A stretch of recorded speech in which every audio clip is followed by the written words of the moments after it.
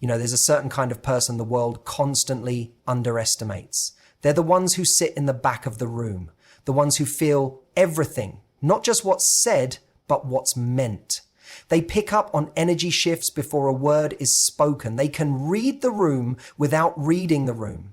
They are the super empaths, not loud, not attention-seeking, but deeply powerful. And maybe that's you. You've spent years watching people bulldoze conversations, dominate rooms, and mistake volume for strength. And you may have wondered, is there space for someone like me who leads from stillness, not noise? The answer is yes. But let me be clear, just because you've been quiet doesn't mean you've been weak. Silence can be a weapon, and compassion a form of armor. You see, super empaths aren't trying to win the room. They're trying to understand it. They don't react, they respond. They don't seek validation. They already know who they are. And that is terrifying to people who rely on approval to feel powerful. Here's what no one tells you. The one who listens often controls the conversation. The one who pauses holds the space. The one who leads with heart but protects it fiercely becomes unstoppable. So to the empath who stayed quiet while others shouted, to the one who walked away rather than engage in games, to the one who felt everything but let that wisdom shape you, not harden you. Know this, your softness is not weakness, it's strategy. Your silence is not absence, it's presence. And your power is not in how loud you are, it's in how clear you are. You never needed the spotlight to shine. You are the light. So speak when it matters. Set boundaries like walls around a castle, and love, not because they deserve it, but because you do. Stay quiet if that's your strength, but never again confuse that with being powerless. People often confuse quietness with weakness. In a world that rewards loud voices, fast talkers, and attention-grabbing personalities, the one who observes, who speaks sparingly, can easily be misjudged. But just because someone doesn't shout their thoughts or dominate a room doesn't mean they lack strength. In fact, some of the strongest people are the ones who say the least. They're not hiding, they're holding space, holding awareness, holding the energy in the room. These people often carry a calm that unsettles others, not because it's passive, but because it's powerful.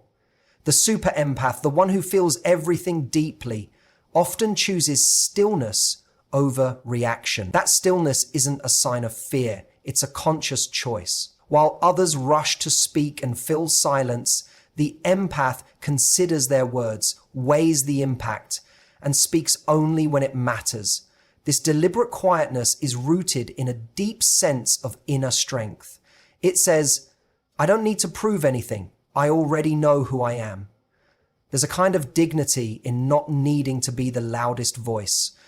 It's not that the empath lacks opinions or ideas. They just understand the value of timing, of delivery, of energy. They understand that yelling doesn't equal authority, and that being the center of attention isn't the same as having influence. Many of the world's loudest people are deeply insecure. They overcompensate for their fear of not being enough by trying to be too much. The super empath doesn't play that game. Their power doesn't rely on performance. It comes from presence. And it's this quiet power that often threatens those who don't understand it. Some people will try to label empaths as soft or passive because they don't fight back in expected ways. But just because the empath doesn't react with anger or confrontation doesn't mean they're not standing their ground.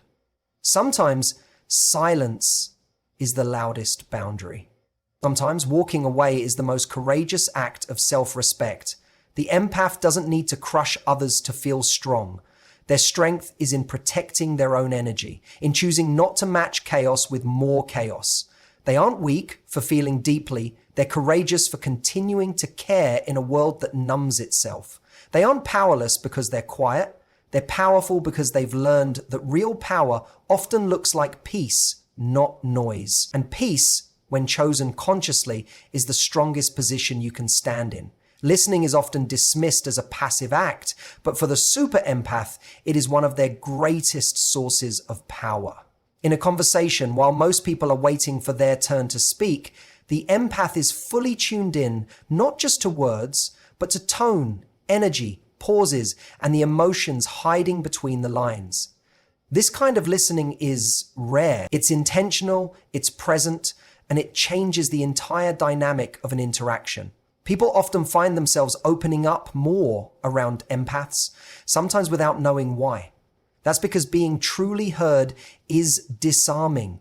It creates safety, and where there is safety, there is trust. The empath knows that listening isn't about staying silent. It's about gathering information, reading the unspoken, and making people feel seen. This ability to truly hear someone gives them an invisible kind of influence. While others try to steer conversations with force, the empath redirects them with understanding. They respond with precision rather than impulse, and that makes every word they do speak carry more weight. Their silence isn't empty. It's full of thought, full of empathy, full of clarity. When you know how to listen, you hold a kind of control most people overlook. You can guide a conversation simply by how you respond. Or don't. You can create pauses that make others reflect.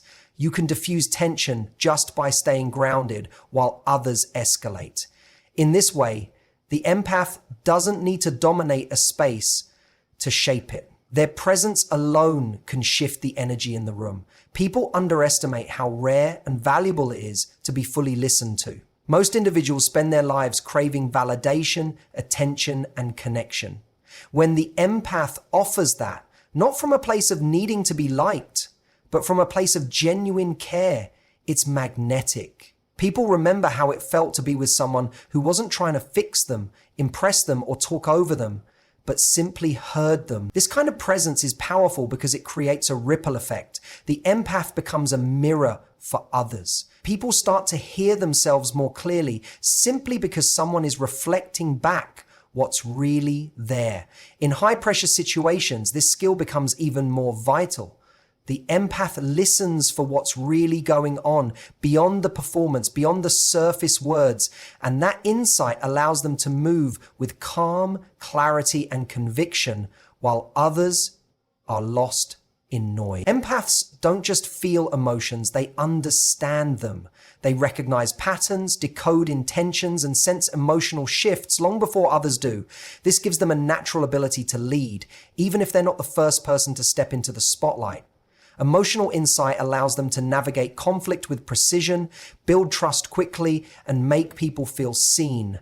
And that is the foundation of effective leadership. The super empath doesn't control people, they connect with them. They don't manipulate situations, they read them deeply and respond in ways that make others feel safe and understood. What makes their leadership so powerful is that it doesn't rely on status or ego. It's grounded in connection. People are drawn to empaths not because they demand attention, but because they create space for authenticity. In a group setting, the empath is often the one who senses when someone's being left out, when tensions are rising, or when someone is speaking but not being heard. They intervene not with force, but with care, and that care earns respect. That kind of presence makes them a natural emotional anchor in personal relationships, workplaces, and teams.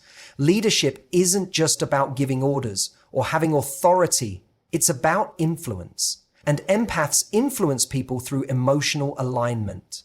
They lead by example. If they want honesty, they offer vulnerability. If they want calm, they embody it. If they want others to feel supported, they extend compassion first. And because of this, people tend to follow them, not out of fear, but out of trust. The empath doesn't have to fight for loyalty. They inspire it by being someone people feel better around. They also have a unique ability to regulate their own emotions in high-stress situations. While others may lash out or collapse under pressure, the empath knows how to stay grounded. This self-regulation is part of their emotional intelligence, and it gives them a steady presence that people instinctively rely on. They understand that emotions aren't obstacles, they're data, information. clues to what people need, what's being avoided, what's unresolved. And they use that information not to control others, but to create clarity and direction. Their leadership may not always be loud or conventional, but it's undeniably effective. It transforms environments, strengthens relationships, and helps people rise, not by force, not by demand, but through deep emotional awareness, quiet consistency, and a kind of strength that's rooted in empathy, not ego. Empaths often find themselves giving more than they receive. Their natural instinct is to care, to support, to understand. But over time, this can become exhausting, especially when that compassion is taken for granted. That's why boundaries are essential, not as a form of rejection, but as an act of self-respect. For a super empath, setting boundaries doesn't mean becoming cold or detached. It means recognizing their own limits and honoring them just as much as they honor the needs of others. It's not about shutting people out. It's about choosing what to let in. People sometimes mistake empathy for unlimited availability. They assume that because someone is kind, they'll always be accessible, always say yes, always fix things. But the truth is, the more an empath gives without protecting their energy, the more disconnected they become from their own needs.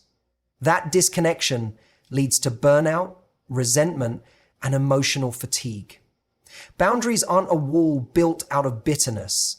They're a filter built from clarity. They allow the empath to stay connected without being consumed. What makes boundaries powerful is not just that they protect the empath, it's that they redefine the relationship. They teach others how to engage with them in a way that is respectful, balanced, and emotionally healthy. When an empath says no, or I need selfish, they're choosing sustainability over sacrifice. They understand that their ability to give is only valuable if it's not coming at the cost of their own well-being. In that way, boundaries are a form of long-term care for themselves and for others. Empaths often struggle with guilt when they first begin to assert these limits. They worry about being misunderstood, about disappointing people, about seeming harsh. But what they discover is that boundaries don't push the right people away. They clarify who belongs in their life. The people who respect those limits are the ones who deserve deeper connection. The ones who resist or guilt trip were never engaging from a place of mutual respect to begin with. Boundaries don't make an empath less loving. They make their love more intentional. They ensure that their care is not being drained by those who only take, but instead shared with those who truly value it. They protect the empath's energy, peace, and emotional depth, not to build walls, but to keep their heart a place worth coming home to. And in that choice, they turn their empathy from a vulnerability into a source of undeniable power. Empaths often spend a large part of their lives trying to keep the peace, trying to be liked, trying to avoid conflict. They read the room so well that they instinctively adjust to what others need. But there comes a moment when they realize something crucial. Seeking approval from others often costs them a connection with themselves. The super empath reaches a turning point where they understand that authenticity isn't just freeing, it's essential. And from that moment on, they stop performing for acceptance and start standing in their truth, no matter how it's received. When you're deeply attuned to emotions, it's easy to become hyper-aware of how people perceive you. In the new year, people are constantly thinking about the next year and the coming year. They focus on what they hope, seek, and fear, but they come under the microscope of how people perceive you. You may soften your voice to avoid making someone uncomfortable. You may agree with things you don't believe in just to keep harmony, but the more you shapeshift to be liked, the more invisible you become to yourself. Empaths often find themselves drained, not because they care too much, but because they've prioritized being accepted over being real. That's not compassion. That's self-erasure. True power begins when the empath chooses to show up as they are, even if that means not being understood by everyone, Authenticity becomes a boundary of its own. It filters out relationships built on performance and invites in the ones built on truth. It's not about being rebellious or rejecting connection. It's about no longer betraying yourself for the sake of it. When an empath starts honoring their own voice, their no becomes stronger, their yes becomes more meaningful, and their energy shifts from proving to simply being. The irony is, the very thing that empaths fear, being judged, rejected, or misunderstood, is what ultimately sets them free. When they stop chasing approval, they start to attract people and opportunities that align with their values. They no longer need to be the peacemaker at the cost of their own peace. They no longer accept being loved for a version of themselves that isn't real, and that shift changes everything. The empath who no longer needs validation becomes magnetic. There's something powerful about someone who knows who they are, who trusts their instincts, and who refuses to water themselves down to fit in. That kind of self-trust radiates. It draws in others who respect depth over perfection, honesty over performance. The super empath doesn't stop caring. They just start caring for themselves just as much as they care for everyone else. And in doing so, their authenticity becomes their most unshakable source of influence. You were never weak for being sensitive.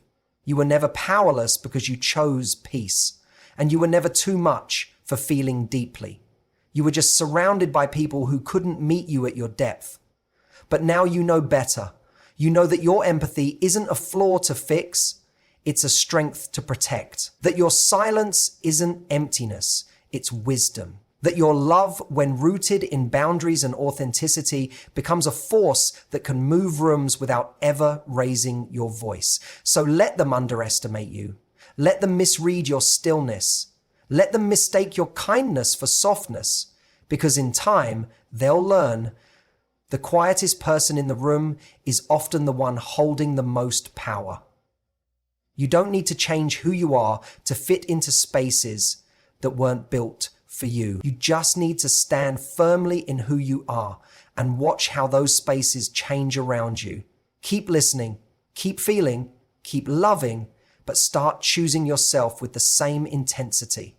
You are not here to be everything for everyone. You're here to be fully, unapologetically you. Thank you so much for sharing your time, your attention, and your heart. Whether you're a super empath or someone learning to understand one, I hope this message reminds you that real power doesn't always rule. Sometimes it simply knows. Be proud of your depth, protect your peace, and never forget, staying quiet was never the same as staying small. Take care, stay grounded, and thank you. For more tangible ways to protect your peace, visit confidentleader.com. Please consider making a donation. Our fund does run on a monthly schedule, so we ask you to